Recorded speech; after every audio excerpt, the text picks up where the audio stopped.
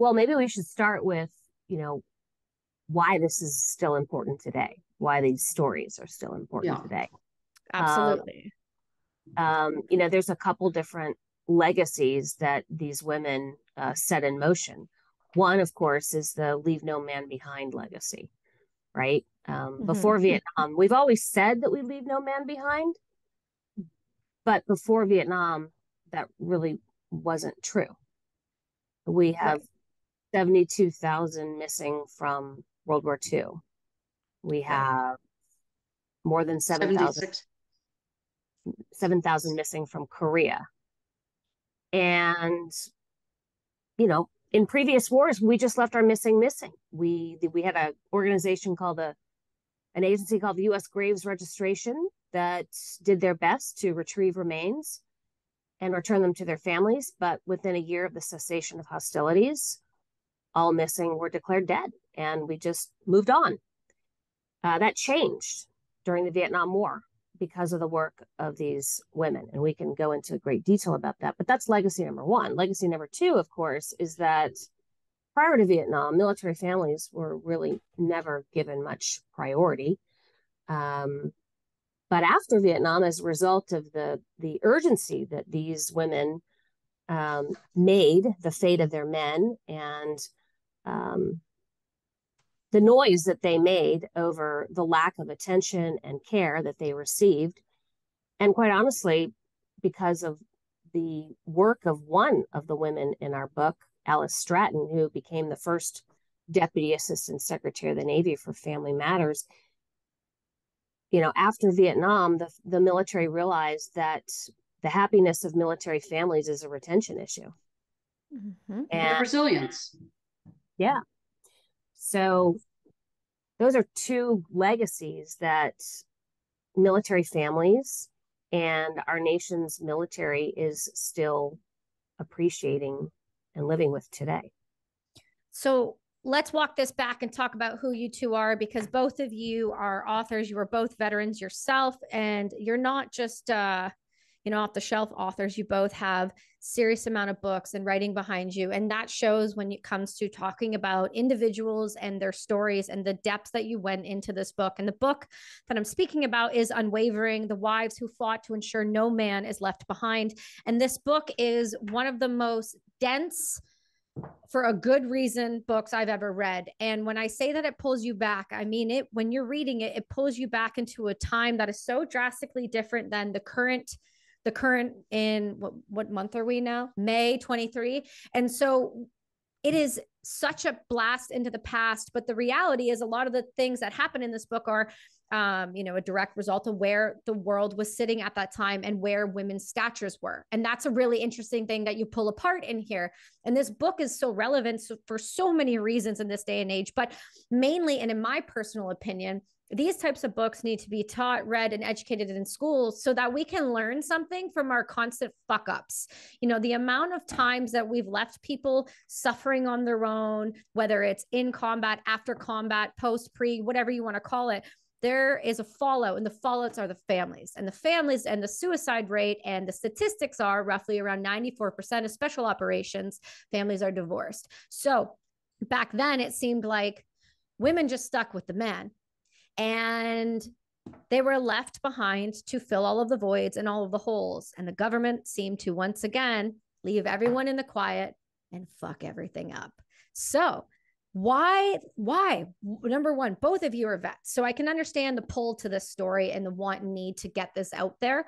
But why because this has got to have been a considerable amount of time and effort, research. I mean, my God, the amount of citing that you put in this book alone is so damn impressive, because the amount of individuals you've spoken to and the amount of people that you've really, you dove into their lives in the most intimate ways. And I just want to know why you would take on such a monumental task of bringing this story forward. Hey humans, I know you've all been seeing me drink HVMN's Ketone IQ lately. This is a game changer. Jet fuel in a bottle. I use Ketone IQ for everything in my life, whether it's running, cycling, podcasting, or just the extra boost that my brain needs. I won't lie, it helps push me to the next level in all things. I love Ketone IQ and what HVMN stands for. Go grab some shots today at hvmn.com and use the code BRASS20 and save. I'll take some of that. I mean, Taylor has written about POWs many times, and we know their story, and we know how courageous the Vietnam POWs were, the longest held in American history. But what is amazing is the little known story of the women behind them. From my perspective, it was the trailblazing work they did against all odds and the challenges they overcame that are really instructive. Who among us hasn't been through something that's unimaginable? Who among us hasn't dealt with the unpredictable? But going back to when I was, a young girl, I read biographies, and it was always informative about how folks cope under things we can't even dream up, and what they did to stay true to their message. So I think it's instructive. I think it was an important story. I think we both did. And as we began peeling back the layers, the women revealed things about themselves that weren't immediately obvious at first, and how they differed, and how their backgrounds differed, and how they were strong when they were individuals working on this cause, and then how they came together to make themselves stronger against the din and the noise of the 1960s and all that was changing in society, gender, race, how we dealt internationally, how America viewed itself, and what we did with policy. And they went from, as we say, the sidelines to the front lines of their own epic home front battle. It was still, that's a heavy task to pull this all together. Yes. For me, Kelsey, this story began when I was about 6 years old, and I come from a military family. I was third generation in my family to serve in the Navy, and I spent a good part of my childhood in Coronado, California, the island in San Diego, which, as you probably know, is a tight military community. I was there 2 weeks ago. Oh, well, lucky you. I'll be there in a week. We'll be there 2 weeks. Yes.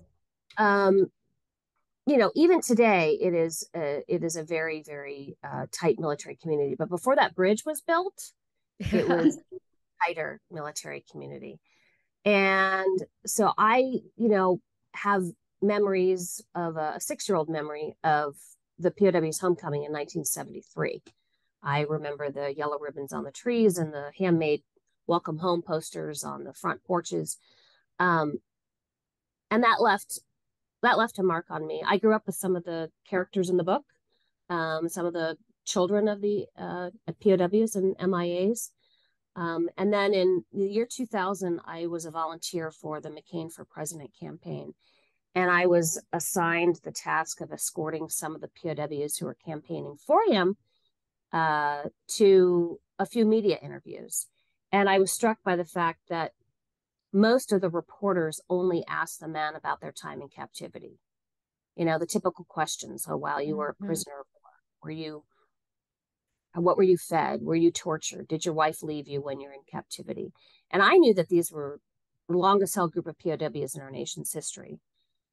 But what I didn't know was how successful they were in captivity, and also how successful they were post-captivity. And I thought, wow, there's got to be some great stories about how these men rebuilt their lives and reintegrated themselves with their families. So that embarked me on a journey. I wrote 2 books about our POWs, got to know them, have a big body of research that I've collected over the last 20 years. And then 8 years ago, one of the men, Captain Dick Stratton, whose wife Alice Stratton is a major character in the book, contacted me, and he said, there's been so much written about us and our epic, battle against the North Vietnamese, but much less has been written about our wives and our families, who waged an equally epic home front battle, not just against the U.S. government, but against fellow Americans. And so that embarked me on the journey of writing this book, and I recruited Judy to write it with me. It's wild when you read it, because the amount of similarities and overlap that you see with the administration then, I mean, it was Richard Nixon. So there was a lot of fallout, but the amount of overlap that you see with Richard Nixon and the overlap you're seeing with the current sitting time, with the lack of accountability, lack of leadership, lack of willing to move. I mean, you've got the iconic photo of the Chinook taking off. We have the iconic photo from my time in service of the Chinook taking off. There is a pattern of behavior. And when you're able to pull it apart the way that you did and show how real movement and change happens and how real behind the scenes work is really done, because it's not through the Congress meetings that you see on TV and the people banging and screaming and doing. Nothing happens that way. Everything happens very quietly, very backdoor. And there has to be almost like a attack on your own government to get them to pay attention to you. And when I was reading how it was done the first time, when Nixon got in, it was brilliant. It was like the back then of something going viral. And I want to talk a little bit about these women and how they were able to get to where they did, which was ultimately they made so much noise that you could not ignore them any longer. And back then, women were not allowed to make that type of noise. They were to stay at home, stay quiet, just accept the fact that you're not getting news about your husband who's been downed or possibly been killed and is missing. And that's totally fine. You have to sit there, shut up, and take it because your government has said so. So I want to talk about how they were so, I mean, and they did it dressed so beautifully too. I mean, the class that was back then compared to now when it comes to lobbying and going against government. So bring these women's stories forward, please, and tell me how this all started. You want to start? Well, there were a couple of things that happened. First they did it furtively. They weren't sure. They were told by the government in context. In the 1960s, backdoor diplomacy had worked very well. I take you back to the Gary Powers incident in 1960 to 62. We know that keeping families quiet while there was quiet diplomacy going on behalf of on the part of the government really seemed to work. But as time wore on and the war dragged on longer than anyone believed it was going to, it seemed like it was time for a new method. And when on the eve of Nixon's inauguration, when the women had been ignored for years by the Johnson administration, they mobilized and sent a barrage of telegrams to the White House, prompting the president to say how many of them are there. Now, it was only 2,000, and by today's numbers of emails you could send overnight, that doesn't sound like a lot, but it was different. And they were still being patient and obedient and quiet, but they had captured his attention. And if you fast forward a few months, his new Secretary of Defense, Melvin Laird, recognized that, about a year, this isn't working. It's an abject failure. So he announced the go public policy, which allowed them to speak. But in between, and Taylor probably will tell you a little bit about this, the Pueblo incident occurred. And as you probably know, the USS Pueblo was captured in international waters off the coast of North Korea, and the crew was detained. And suddenly the commanding officer's wife found herself in front of media with microphones in her face and bright lights, and she was forthright. And this captured, we believe, the attention of some of the Vietnam era POW and missing wives. And they began to think, gee, look what she's doing. And by October of, I believe it was 1968, Sybil Stockdale, whose husband had been captive for 3 years, decided she was going to go public too. And she went to the San Diego Union newspaper and did an interview. Taylor, that opened up the floodgates, correct, for Absolutely. others? Yes, that newspaper article was on the front page of the San Diego Union. It was a pretty brave thing to do because she was defying government policy. But as Judy mentioned, and then as I also believe, I think the Pueblo incident lent some impact. I really think it impacted the POW wives and the MIA wives from the Vietnam War, because at this point, by the fall of 68, some of the men had been in captivity for 3.5 years. And brought to you by Mindful Meds. You guys have been seeing me take Mindful Meds for a little while now. Mindful Meds is a premium supplement company dedicated to supplying humans with the tools to improve their mental health, clarity, and performance, all while supporting their growth along the way. Whether it's the Immunity Blend, Lion's Mane, Inspire, or Voyage, all of their products are clean, tested, consistent, and they've become a huge help in my life. I found Mindful Meds over a year ago now, and I've never looked back. Go check out their website, mindfulmeds.io, and use the code BRASS at checkout. In contrast, the Pueblo was captured in January of 1968, and it was all over the news, and the diplomats began negotiating for the men's release almost immediately. Rose Bucher was all over the media. She met with the Secretary of State. She spoke at the American Legion conference. She went on a national media tour. She held up signs, remember the Pueblo. And guess what? She got her man home in December of 1968, 11 months later.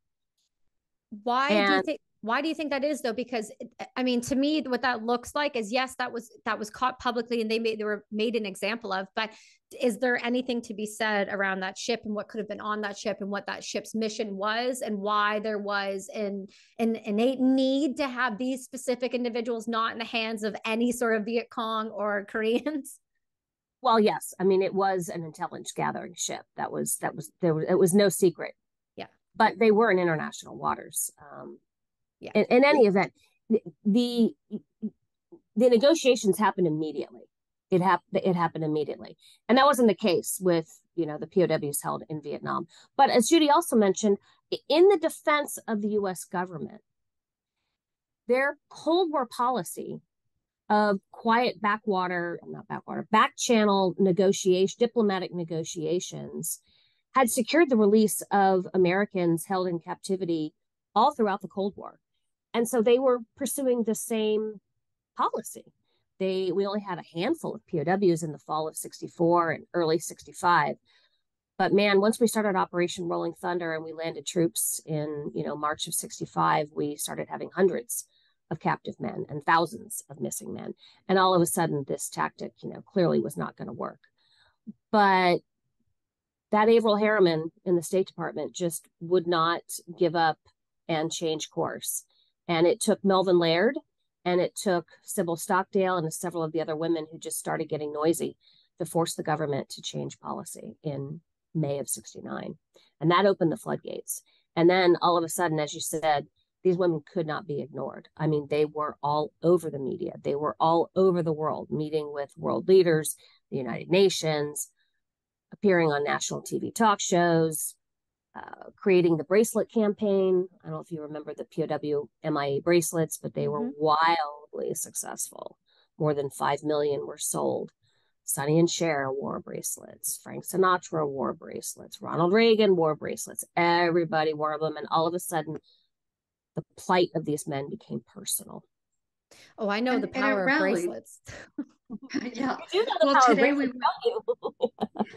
Today we wear the rubber band bracelets, but this was the first grassroots organizing, and it was a humanitarian issue that in a very divisive war allowed the nation to rally around a cause together, even though there was lots of disagreement about whether the war should be going on or not. And that is the beauty of the success of their grassroots movement, that you could still win the hearts and minds of people to understand that. And this was folks from the age of 12 on up who were wearing bracelets all over the nation, remembering someone. And it is something that we still do today, wearing a rubber band for nearly every humanitarian cause that's out there.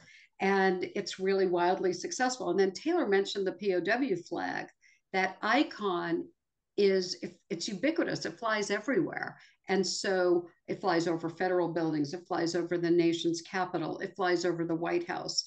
And it's hoisted to make sure we do not forget, which has become a quintessential American value. So this is the change the women wrought. It seems like we need those women again. Sorry. I mean, I'm from a generation where we have moved on to the next one so fast, it'll make your head spin. It's true. The the amount of books that are being written about GWAT and the amount of, I'm sitting beside a stack of books right now, and every single one of those people minus one is an author from my time in service. And we have more written, more talked about than ever, but yet it still seems like it's more forgotten than it's ever been. Yeah. Yeah. Something that might have worked in their favor, if you think back, is they did compete with other causes, but there weren't multiple channels. And now we have so many channels coming at us. I mean, this is the first fully televised war. Wars had been televised before, but they were orchestrated. This was basically uncensored and basically from the front lines. And it captivated the nation, even though many looked away. Everybody agreed this was going to be tough. And again, this was a war that we went into thinking it will take us a short amount of time. The stomach for it changed, but the women persisted. Talk to me about these women, because it is not like it is again now, where women hold positions and a ton of jobs and have, 6 different children. Most people I know who have more than 3 children are stay-at-home moms because they absolutely have to. But these women were not just stay-at-home moms. They were single parenting, and they were running massive households, and they were running this conglomerate, which turned into this massive movement, and the nation, was the National League of Families, and it turned into this animal. So walk me through what that was like, because it seems like you guys, you've were raised around those children, so you could see the impacts. Yeah, you have to remember, for your listeners, who are your age or younger, that in the 1960s, women lived under very, very different restrictions. I mean, there were only a few jobs available to them. And when they got married and had children, those jobs, in many cases, were not available to them. Women did not travel by themselves. The women in our book told us, we didn't go out to dinner by ourselves. It just was not done. They still wore white gloves when they went out to lunch and drove their car.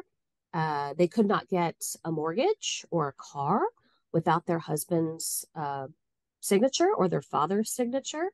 They could get the birth control pill. It was available, but if they were married, they had to get their husband's permission. In many cases, the doctors would not prescribe it. And if they were single, there were many doctors who would not prescribe the birth control pill to single women.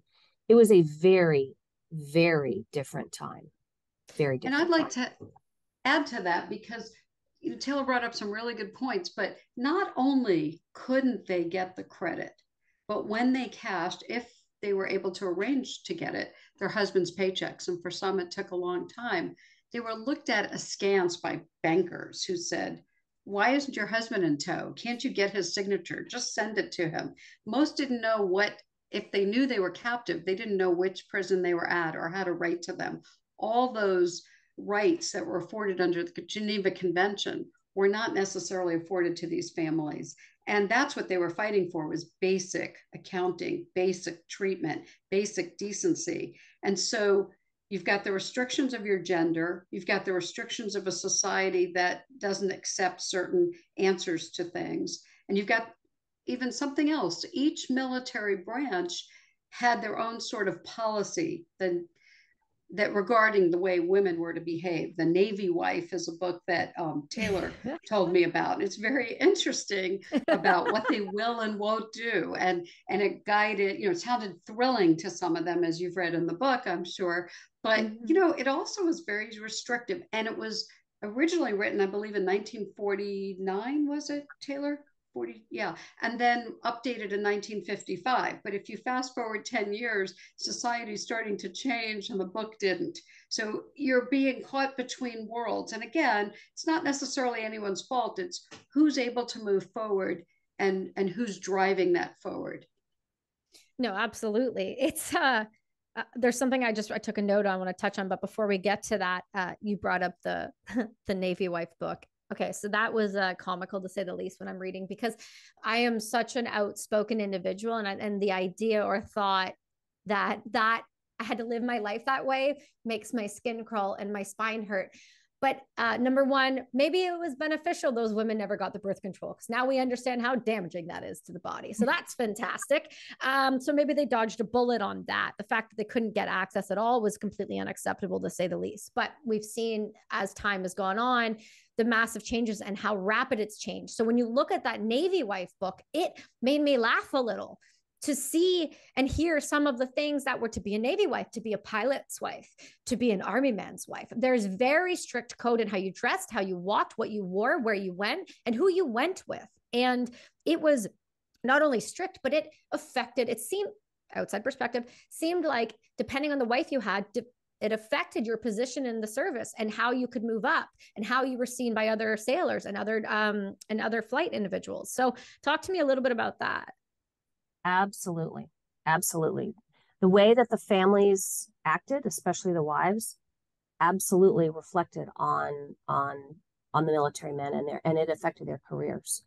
And the wives were told that from a very, very, very early time. And there was a pecking order. This was the era when the wives wore their husband's rank. Wild. Yeah. Do you know what we call that nowadays? Do you know the name for it? No. I feel like both of you don't know the name of what we call those people now. I've been out 30 years, Kelsey. Oh, it's okay. I've been out 11, but you still have to be knowing this name. It's so they make jokes about it a lot, like coffee or die and stuff, but it's dependopotamus. And so that dependopotamus drives up and they expect you to salute as if you're your husband's rank. But the fact of the matter is that's where that came from. That was the reality then. That was the reality. Yes. In some ways, culturally, it was more clear. The lines were more clear, but it was very restrictive when a war lasts longer or an official is, whoa, you're trying to change things. And we don't have a policy for that. But, we're looking at, all of us are looking at it through the lens of, an era where women are allowed to serve, not only allowed to serve, but flourish. I mean, I was in the Coast Guard and, we now have a head of the service who's a female. That was unthinkable at the time. I mean, there was no maternity uniform when women first started. So our lens is different. And I caution you, our readers, basically, to understand that this is a documentation also of where we've been and where we headed to, and maybe where we're going. And it's not necessarily a commentary on was it good, was it bad? It was where we were at as a nation and a world. Oh, no. And I don't think it was bad. I think highlighting it is essential. I think it's necessary. I think when you try to change or censor or whitewash or do whatever you want to do to literature from way back when, just because you didn't understand how Dr. Seuss wrote something or how somebody else worded something, and you try to change history, you don't get to change history just because of how you feel now. That is called censorship. So if you're reading this and you're like, well, I don't think that's fair for those women. Well, too damn bad. That was the reality. Accept it or move on. You have to know that it was not always this easy for women. And I say this easy because I am so sorry. It is this easy for women if you choose to not allow that to hold you back, but others do. I digress. My point is, this group of women here nowadays, if we're given half of the rights, a quarter of the rights to what we have now, can you imagine what they could have accomplished and how quickly they could have accomplished it if they just had those freedoms? It was so damn different then. What's interesting? It is. If you ask them, if you tell them, well, you were really in the vanguard of the feminist movement, they get all askance and they say, well, never describe themselves as feminists. No, we weren't feminists. Well, in essence, they were. Yes, they absolutely were. They were blazing trails, but they would never, because of their generation, they just would not describe themselves as feminists, and that's okay. That's okay. And Taylor, to your point, I mean, just the other day I was talking to one of the wives in our book. She's an MIA wife. Her husband's remains were returned years after the other POWs got home, 5 years, and it's tragic. It's a tragic story, and you don't wish it on anyone. But I asked her, how did you really do it? And she said, and she says this all the time, you know, when you're faced with the unthinkable, you put one foot in front of the other. This was a stoic generation. It doesn't mean it doesn't exist now. It means they did whatever they had to do. They had moxie, they were gutsy, but they also knew how to work within the lines and the boundaries that were drawn for them. And that is instructive too. But, you know, I keep thinking when we wrote the book, and I don't know that we've said this to many people during an interview, but we wrote it with the excerpts of songs to start chapters to kind of set the mood. Taylor put together our song list on Spotify, which you can, is it on the website, Taylor? It's not on the website yet. Okay, but we can provide that to you. That. But the song that keeps going through my head is Bob Dylan singing "The Times They Are Changing," because nothing captures it better. The role of gender, the role of race, the role of women, the hierarchy in the military, and the hierarchy in society that we impose on one another. Nothing captures it better than the title of that song. God damn, and Bob even Dylan our always feelings toward war. Yeah, you're right. The feelings toward war drastically changed after that. Absolutely. Absolutely. But what we came to learn is that these women made the fate of their men so important to the nation, to the American public, that Nixon was really left with no other option than to embrace these women. And some people might say that he used them in his campaign to end the war honorably, peace with honor. Others would say that he co-opted them, but there's no doubt in my mind that he and the wives were a team in the campaign to make the fate of these men an absolute national priority. I ask many young people today, I say, do you remember when the royal wedding happened a few years ago? Or if you're old enough, you might remember the royal wedding 35 years ago, 40 years ago of Diana and Charles. Americans got up in the middle of the night to watch that live on television. Well, when the POWs returned home, think about this. We had 3 TV stations, right? NBC, ABC, and CBS. They carried the return of these men, 591 men, a tiny fraction of the 58,000 casualties we had in Vietnam, the 2.1 million who served in Vietnam. All 3 networks carried their return to the United States. They made their first stop in Clark Air Base in the Philippines. So it was daylight there, but it was in the middle of the night in the US. They carried it live on television in the middle of the night, and millions of Americans got up in the middle of the night to watch them get off the plane. That didn't happen for the average Vietnam veteran who was returning home by himself on a plane, on a commercial plane, getting off the plane in San Francisco, immediately going and changing into his civilian clothes because he was afraid, he was advised to do that because he was afraid he was going to be spit on or kicked or derided. Compare that. I mean, the POW's homecoming was a national celebration. They got lifetime passes to Major League Baseball. They got a national media tour. They got free cars, free vacations, a White House dinner, all because this handful of women made the fate of them, their return, so important. I would argue that Nixon's administration didn't use them. I would argue those women used the hell out of the Nixon administration. And I think that is, and if anybody doesn't see it that way, I think you're missing something. I think these women were really, really smart. And I think if you look at that from a lens from today, if you could get those individuals to accompany you to things, speak to the things that you're most passionate about, and yell it from the rooftops, I don't think they used them. I think those women used him. And I think they did it brilliantly. And they did it and made it look like it was the president. This was the president's idea. I'm just going to stand behind the man of the country. This is all him. He's all smart. I think they played him like a fiddle. And I think they knew exactly what they were doing. And I think that's what makes them so brilliant. And I would argue that those women need to be speaking and needs to be teaching and need to be educating nowadays what it means to be a powerful woman, what it means to be somebody that can stand up and speak to causes and not be hysterical about it. I think there is a way to do things nowadays to get the right people to listen to you, but so often we put our emotions above everything else, and we cannot be in our own bodies and articulate what we're needing, thinking, and feeling in a way that doesn't like garner some weird viral video of some female screaming at the top of her lungs about something obnoxious.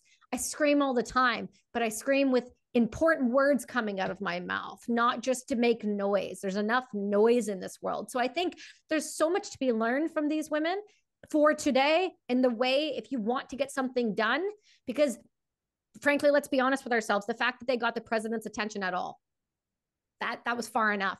The fact that then they took it to the next level and they had millions of Americans staying up, acknowledging what was going on, just to be a part of that history, just to witness, so those people felt like there was people that cared. That is what we are missing. That is what we have been missing in every single war since Vietnam. And I understand war is disgusting and horrific. And there is so many different adjectives and verbs I could use towards what war is. The fact of the matter is war still is happening, and it's happening all of the time, and it's happening all over the globe, and it's happening in places people don't want to acknowledge that it's happening. It's happening boots on the ground in trenches like Vietnam. It's happening in the air like every other time. And it's happening not only to places that we talk about, but it's happening in ways where we are holding people afterwards in POWs, and the Geneva Convention is not holding. And I know we touch on the Geneva Convention. I want to go into that because people think at least from what I've seen, the GWAT generation, the assumption is the Geneva Convention is the end all be all. It is there to protect us if we are held captive or something happens to us. It is there to make sure that war is fought on a level playing field, which those sentences, that they don't even go together. Of course, war is not fought on a level playing field. Of course, people are going to torture people. Of course, people are going to gas people. The worst of the worst shows up in war. So talk to me about the Geneva Convention, because you touch on this in the book, where because they did not declare it as an actual war, POWs were not being looked at or looked after properly. That's right. The North Vietnamese, despite the fact that they were signatories to the Geneva Conventions, did not consider the war of American aggression, as they called it, to be a war. I mean, it was all technical terms. It was wordsmithing, but they used that as an excuse for not adhering to the conventions, for sure. And go ahead. No, I think it's also, Taylor, to your point, I think it was also that there was an assumption that because it had been signed, that it was ironclad. And then suddenly nobody's getting mail, nobody's getting updates, nobody's taking calls from women. Remember, we didn't have cell phones, we didn't have voicemail. You had letter writing, you had telegrams, you had a telephone, but no voicemail on the other end. It was early. So I just want to caution folks to think in the context of what is going on. At the time, you said it, Kelsey, they were very well educated. They were bright, and they had to rely on ingenuity. More than one wife told us, I remember talking with my parents, and I would get an idea. Maybe I could do a letter writing campaign. We have one wife who has a copy of every letter she typed with the holes punched out by the typewriter to all 435 congressmen, who were then the number that were in Congress, and all 50 senators. This was organization at a level we don't really see today, pecking away at their typewriters, but first starting very carefully. So again, there was an assumption that the Geneva Conventions applied across the board and everybody would have their back. And then there was working toward changing attitudes, winning hearts and minds. Yeah, hearts and minds in one piece, but you touched on something that happened here when they finally did get in contact with one of the individuals. I'm sorry, I can't remember his name, but he was one of the first or the more famous POWs, because the situation is clear. Something came out in the book that, again, cautioning others who are reading this, I don't think you need to remind people to pay attention to the time change, because I think you do such a great job in writing that it puts you there, whether you realize you're there or not. Every time I pick it up, I have to be aware of what I'm stepping myself into, because it is so in depth. It is so descriptive that I go right into that feeling and that state. So I think you're good on that. But I'd caution to the fact that you tell some fairly aggressive stories in here that are very emotional and taxing and difficult to read. And it is hard to articulate how it made me feel at the time. But knowing what I know from service, the idea of being captured and the reality that that enemy is going to treat you fairly, that sits with me, because I know that that's not the truth. And so that really became relevant, though, when you had this one individual who's finally able to start sending photos. I don't know if I'm giving too much away, but I loved it so much, because it was such a brilliant workaround spy novel-y moment of the book. And I don't know if you're comfortable bringing up and talking about that, but this is how they really started to realize the truth of what was going on to these service members.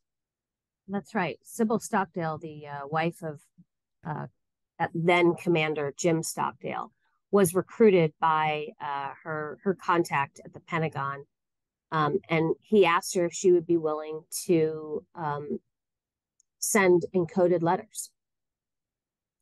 And they taught her the code, and she practiced the code and sent the first letter in the fall of 66, I believe. Yeah, fall of 66. And there were all kinds of hints in the letter to alert her husband that this was not a normal letter. And he picked up on the hint. Of course he did. He picked up on it. Well, I mean, I thought it was amazing that he picked up on the hint. The letter said, just this letter just needs this picture just needs a good soak. It included included a picture, and the letter said, this picture just needs a good soak.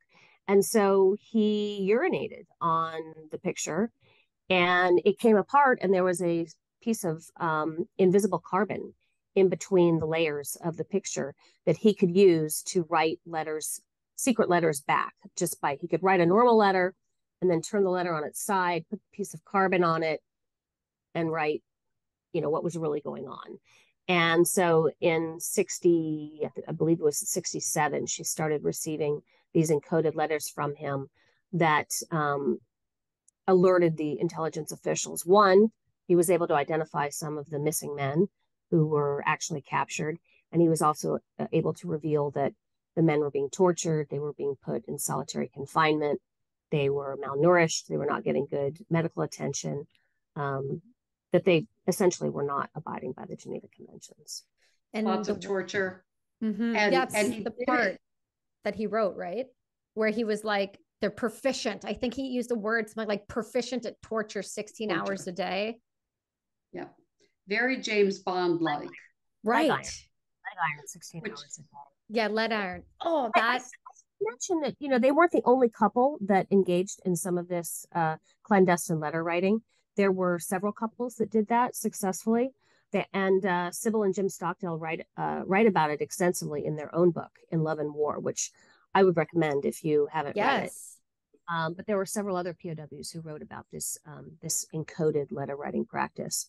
But Sybil and Jim became pretty good at it. Yeah, no, obviously they did. I mean, it seemed when I was reading that point in the book, I was like going to bed and I'd stopped. I was like, I got to see what happens. So I had to keep reading, because when you hear about, again, the ingenuity, because there was a point in the book where you discuss the women met with, they meet with the Viet Cong? Who did they meet with?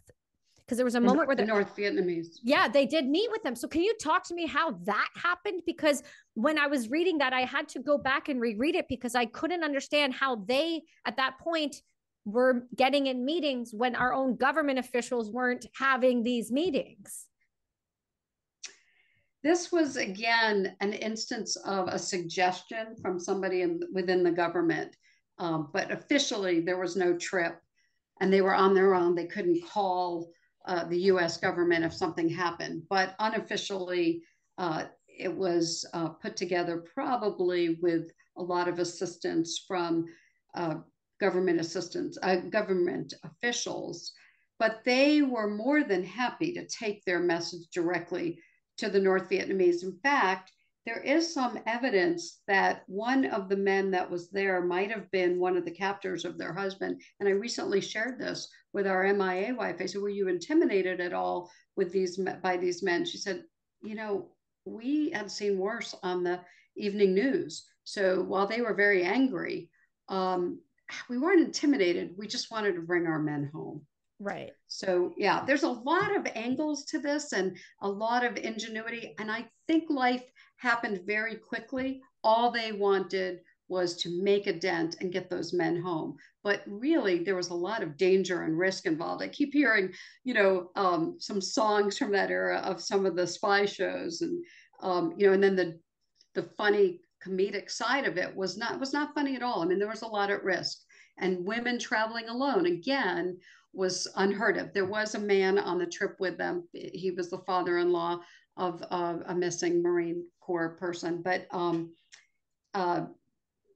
they basically handled this with Sybil leading her cadre of women, and they did this at a time when we were still thinking about spies in the James Bond era, but they didn't really know what they were getting into, to be honest with you.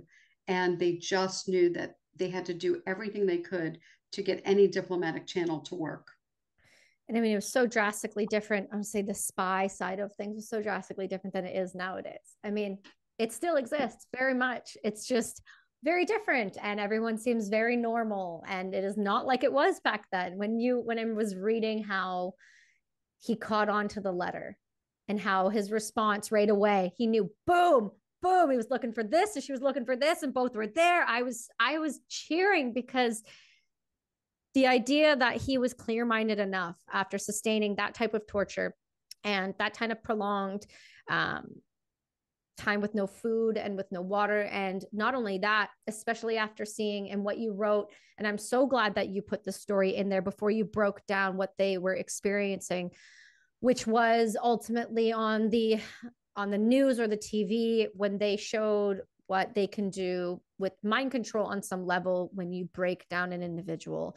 And that is something our services are incredibly fearful of, and something that happens when they go, if you're a pilot, you go to SEER school, where you learn how to evade and capture and all of these things. I know that the techniques that were used on that individual are really horrific in order to get that person to respond in the way that he did. I don't know if you're comfortable talking about that story a little bit, but I appreciated where you put it in the book and how you started off with that, because that sets the tone for the level of evil that they were willing to go to illustrate to the American people and the rest of the world what they were doing to Americans.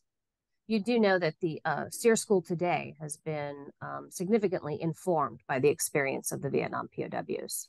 Absolutely. A friend of mine is a SEER school instructor, and I've had her on the show as well. And I know I did not have to go through SEER school, but quite a few of friends did. And I learned a lot about what they do there and how they do it and why they do what they do now. The SEER school in San Diego for the Navy is named for Stockdale. And a former POW, Doug Hegdahl, taught there for a number of years. Oh, wow. So, those who go through SEER school today are benefiting from the experience of these men. No doubt. It's really tragic, and it's hard for people when they read this. It might be harder for them to understand. I mean, because when you look at, I'll say my generation, I mean, I'm 34. When you look at GWAT, you look at the people that were involved in that war, the idea of being held captive and tortured was not the same. You knew at some level you were most likely just going to have your head cut off. You know, you knew what was coming down the pike. It wasn't, we were going to keep feeding you and do these things and slowly torture you. Don't get me wrong, torture is involved very often. But when you looked at Vietnam, that was one of the first, you know, public indicators of the trauma they were inflicting. That was one of the first, we're going to throw this in your face and show you what we're capable of and what we're really doing to your people. That was the shock to the system, if you will. Well, you know, the North Vietnamese made a point of, I mean, they tortured the men, but they really did not want them to die in captivity because these men had tremendous propaganda value, tremendous propaganda value. And the Hanoi March that I think you're referring to, Kelsey, was a tremendously orchestrated propaganda ploy. It was horrible to watch, and Americans and some of the families didn't see it at the same time, but each one was terrified. They were terrified by the threat of war crimes trials because things were evolving and they didn't know exactly where they would stop. The thing about the North Vietnamese is they were sophisticated at trying to court public opinion. This one backfired, and it also received the attention of government officials as well.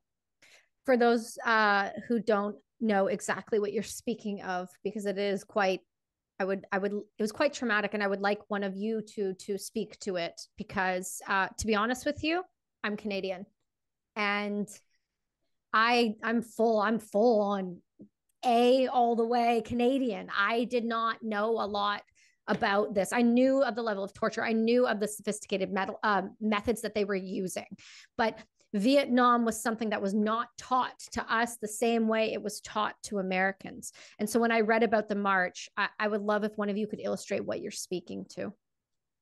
So the Hanoi March occurred in July of 1966. The North Vietnamese rounded up about 52 of the American POWs, shackled them together, and paraded them through the streets of Hanoi.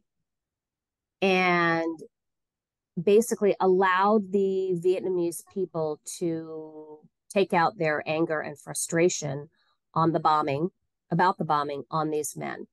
They invited media. They had spectator seating. It was truly a parade of the American air pirates, as they called them. So this was captured on television. It was captured in the news media. These men were pummeled, spit on, beat down, almost to the point of death, as they were paraded through the streets of Hanoi. They had guards who were trying to fend off some of the angry mob, but it was a really, really frightening evening. And the North Vietnamese intended this to be a propaganda win for them. It backfired. And for the first time, the US government, as well as government leaders from all over the world, issued public rebukes to Hanoi.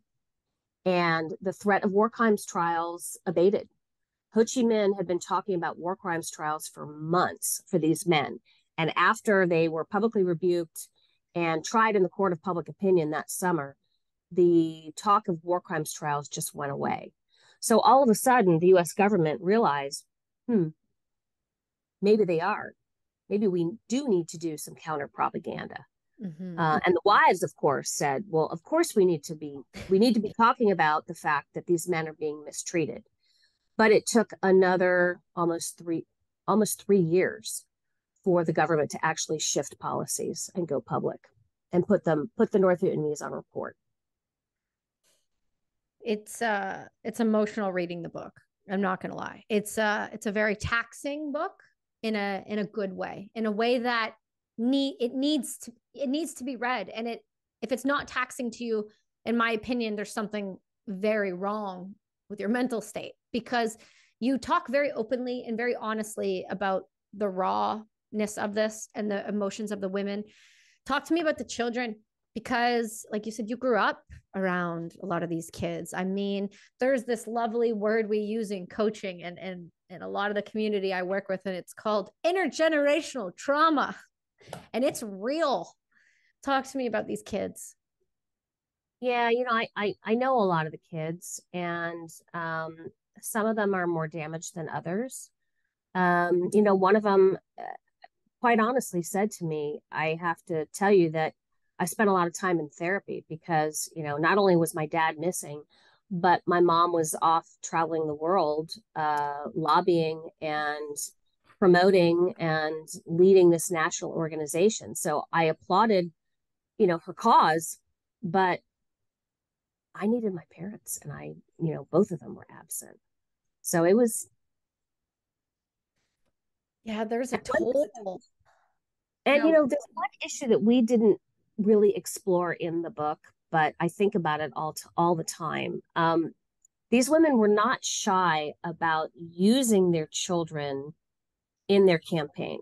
One of our characters put two of her two daughters on a postage stamp, right? There was a painting done of her two children writing a letter to Santa, please bring home my daddy. And that appeared on a postage stamp. One of the other wives had no problem putting her son on a billboard that appeared around the country. Please bring my daddy home. Another one had a picture of her son praying in church. Please bring my daddy home. They would take their children up to Capitol Hill with them. They would take them to the Pentagon with them. They engendered empathy, right? And sympathy. But in some ways, I look at some of those tactics and I wonder, I cringe a little bit. Would I do that with my daughter? I don't know. If I was desperate enough to get attention, maybe I would. Desperate times. Desperate times. Right? Yeah, desperate times, but also, again, I caution context because we didn't have childcare the way we do today. I was just gonna say you didn't have childcare, so on some level, this is necessity, right? They have to. Their minds, they're my humans. They go everywhere, right? And I just talked to one of the moms yesterday who said, the reason that my son is crawling around my feet on the steps of the Capitol Hill in that picture was because my babysitter fell through. Yeah, right. That's the reality. Right? We didn't think a lot about single, heads of households. They were an afterthought. And if you were Black, it was even worse because you were really a second-class citizen in the eyes of convention. So these women, I think the credit goes to ingenuity. But I will say the wives are very resilient, but not across the board. Most were very resilient, but they ran the gamut of emotions and reactions as humans do. The children, that intergenerational trauma you bring up is probably there and indelible. And I guess they got to see it twice. They got to see it on television. They got to see it through watching their parents in anguish. And we didn't have counseling then for families, which is really. And we didn't acknowledge PTSD, and we didn't acknowledge alcohol abuse, all of it. We didn't acknowledge any of it. We have one character in our book, and I don't know if you've gotten to this, but his father was shot down and went missing when he was 3 weeks old. So he never met him. Yeah. Right. And in 2017, or I'd say mid 2010s, his family finds out that his father's ID card is on display at a military museum in Vinh, Vietnam. And he said, it really, really, really ticks me off that I've never received any remains of my father. And yet all we have is this ID card, and it's sitting on display for tourists at a museum in Vietnam. So he made an appeal to the U.S. government to try and get that ID card returned. And lo and behold, got it returned. He said it showed up in a FedEx package at my house one day. Okay, and that's not okay. Number one, that it just showed up with a FedEx package. That should have been hand delivered by a military government member. That is the last remaining of your father. I know. Right. That's what he said. Really? This is how it's getting to me, And he said I couldn't open it. He said I couldn't open it. So I stuck it in the bottom drawer of my bureau and where I keep my workout clothes. And every time I open that drawer to go work out, I saw it. And he said, I took that package to Washington on a family trip over Christmas. And I went to the wall with my wife and my two kids. And I opened the package. And there was my dad's ID card. And it had survived. His picture was intact. His signature was intact. We have a picture of it in our book, of him Yeah. holding the ID card with his 2 kids next to the wall. And as he's telling me this story, he starts to cry. This is a guy I went to high school with and college with, served in the Navy with. He was an F-18 pilot. He was on an early season of Survivor. I mean, this guy is super, super tough, rugged. And he started crying. And I said, Hunter, I said, those are tears for a man you've never met. He said, yep, I never met him. But it is my dad. Yeah, you don't have to meet someone to not to have that connection. He's a part of you. His blood runs through you. You're going to feel that. That's how it works. And he is a doppelganger for his dad. Really? Oh, he says he goes to his dad's squadron reunions every now and then. And when he walks in the room, he says, they look at me like they're seeing a ghost. No doubt. Yeah. Yeah. Oh, that gives me all the feels. But, the whole issue of the MIAs, we spent a whole third of the book talking about this legacy of the MIAs. I mean, we got the POWs home in 1973, but the issue of the missing, those 1,500 men that were still missing from Vietnam, became a thorn in our side of this nation. And the families are the ones who kept it at the forefront of our nation. The Ford and the Carter administration were, busy getting over, trying to deal with the national malaise. They wanted to put Vietnam behind them. They didn't really put much attention on the issue of our missing men. Reagan was different. Reagan wore a bracelet during the Vietnam War. He got to know many of the POWs when they returned. He made the fate of the missing a priority. And from that point on, the government has spent an inordinate amount of time trying to track down our missing men from Vietnam and from all wars. 130 million annually. The budget that's their budget yes. to have and actually go find individuals. Right. And I don't know if you remember the movie Rambo. Oh yeah.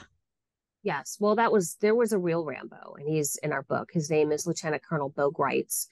And the issue, the fascination and the fixation and the controversy over the MIAs kind of reached the crescendo during the Reagan administration, when men like Bo Greitz, a real life Rambo, preyed on the vulnerabilities of a lot of these MIA families and said, I'm convinced that we have left men behind, that they are still being held against their will. And, you give me $10,000 and I can go track down and capture your husband.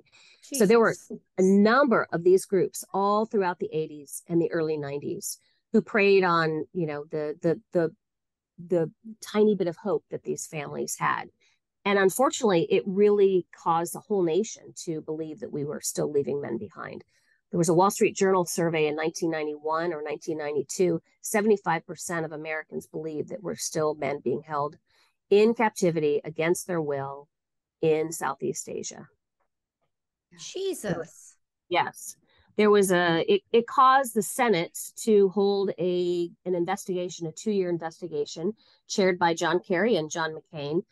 They spent millions of dollars, interviewed thousands of people, and could find no credible evidence that we had left anyone behind. After that, the issue started to abate, but the government the families have still put the pressure on the government to continue to look for missing remains from all wars. We are finding so many.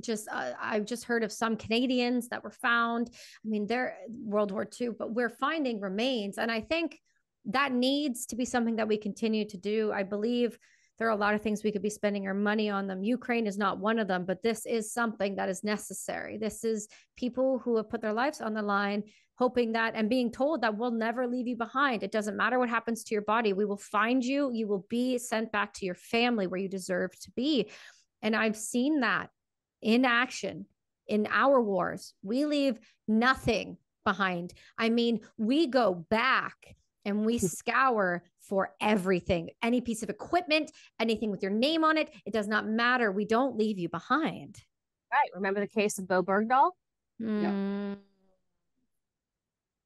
I mean, you can look at the case of Scott O'Grady in 1994 when he was shot down over Bosnia. Yeah. Or even Brittany Griner. That's right. Yeah, not Brittany, military. yeah, Brittany Griner should have stayed there. But we still search because I think it's, we But like to what, say it's quintessentially American, but it may be quintessentially North and it America's. is North America's more. And I would say the Brittany Garner situation is a sticking point in my side because there's also another service member who is currently still sitting over there. And when you know what you're doing, you are aware. Sorry, I have to pause this for 1 second. I sent a I sent an email to I Alex. did too. I sent a text. Did you hear me? Can you hear me? Taylor? Okay. Okay.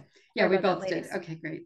But yeah, when you have individuals like that who are, you're going to be ridiculous about things. I get you deserve the right to come back. You deserve to not be held anyway. But if there are other service members, I do believe that they should have been taken just as much as she has. I really struggle with that one. I'm going to be completely honest with you. I really, really struggle with that one.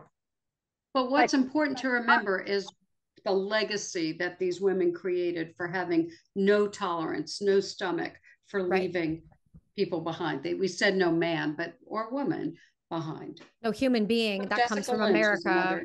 Well, Jessica Lynch is that's a different story. But if you go to war, you go somewhere where you are an American, or I can't say Canadian because we have left a lot of people in Afghanistan. So we don't leave you behind. Americans, they don't. They will go to the ends of the earth for you. I wish it was like that for all governments. I wish it was like that for all humanity, where the value of one human being mattered just as much as another human being, regardless if you were a professional athlete or you were a service member or you were somebody taking photos or you were a nurse or you were an aid worker. You all matter. If you were a part of this nation, you have a passport under that, you are an American, you deserve to be found. If you are in any sort of, I guess you can group it NATO.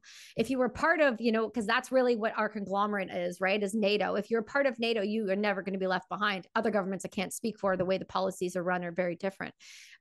So that is true. And at the end of the day, that, it takes that kind of money to go and find people and remains from that day and age. I mean, it's so long ago now that deterioration happens and composition happens. So we have to go and look for these people who are still missing, because I know there are, World War II remains. I know that's always, that's going to be a long time.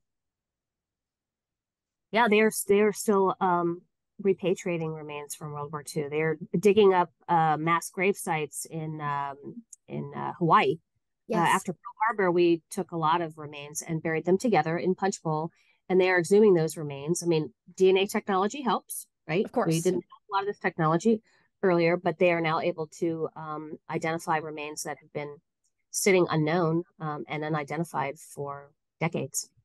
You two, we're going to go here in a moment, but I wanted to touch on something that I think is important. A lot of people choose to write books about difficult things, and again, what draws people to that is they're each of their own, but to be writing these books, they take an emotional toll on the writer.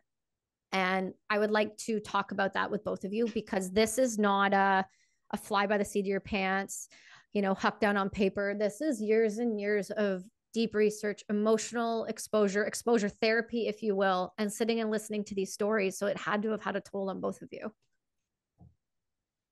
A toll. I don't know if that's a toll. My daughter was 2 when I started this book, and she's now 10. So, so I can measure the amount of time and the amount of investment that I made by how tall she is.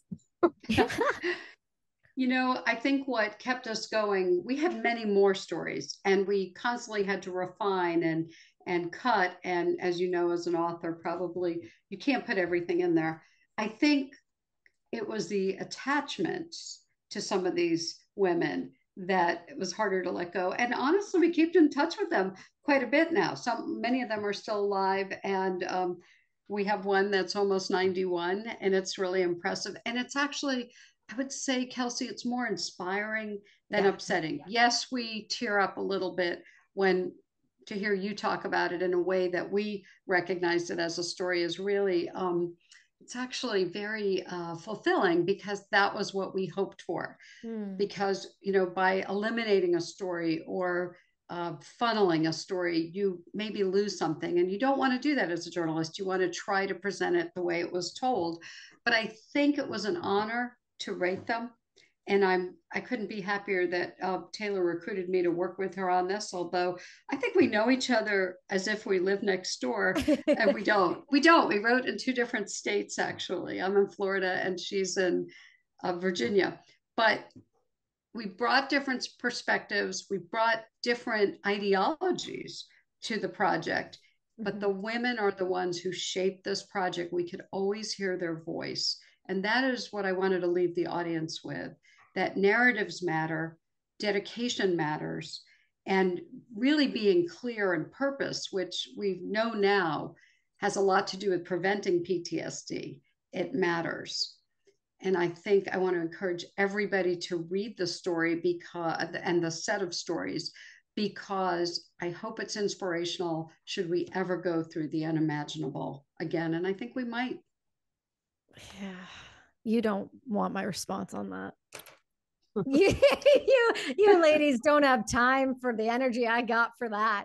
It's true though. You do need to read this book. Quite a few of our listeners you're not watching, but if you are watching, this is this amazing cover here.